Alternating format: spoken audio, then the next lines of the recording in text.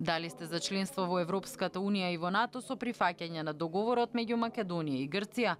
Е можното прашање на референдумот, како и можноста тој да биде консултативен? Денеска премиерот Зоран Заев разговарал со лидерите на политичките партии во земјата, освен со лидерот на ВМРО ДПМН, Христијан Мицковски, која напушти средбата по околу 1 час од нејзиниот почеток. Заев потенцираше дека сите што останале на лидерската средба се за влез во Европската Унија и во НАТО и за успешен референдум како процес.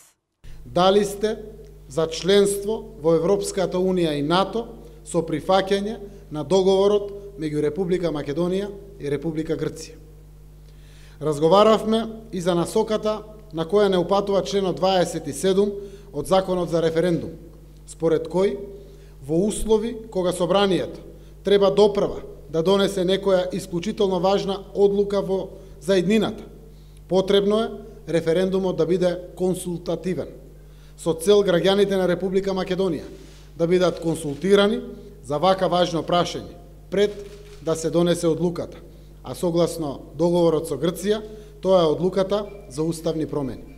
Мицковски, кој последен дојде, а прв си замина, побара нова лидерска средба во помал формат на која ќе присуствуваат двете најголеми партии од македонскиот и албанскиот блок. Заев рече дека иако однесувањето на Мицковски е несериозно и навредливо, како и бегство од одговорноста за најважното прашање за иднината на Македонија, сепак закажа нова лидерска средба за утре напладне. Мицковски изрази револт за предлогот на власта за измени на изборниот законник и порача дека остануваат на нивните барања.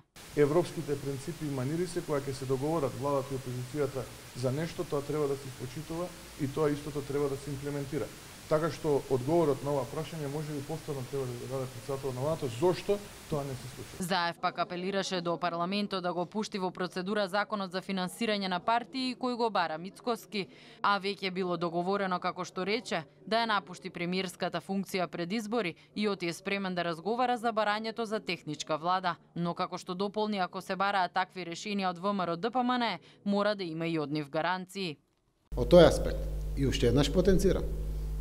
Амнестија, директна, индиректна, заобиколена, немам право ниту јас, ниту Мицковски, ниту било кој. Во држава во која што се бориме за најзначајната реформа во правосудството, владење на правото и законот да важи еднакво за сите, ова е незамисливо. И за вакви работи нормално дека не можеме да разговараме, немаме право, немаме никаков мандат. Одлуката на референдумот ќе се смета за конечна според Заев ако најмалку 50% од гласачите излезат без разлика кој ќе биде нивниот одговор на прашањето.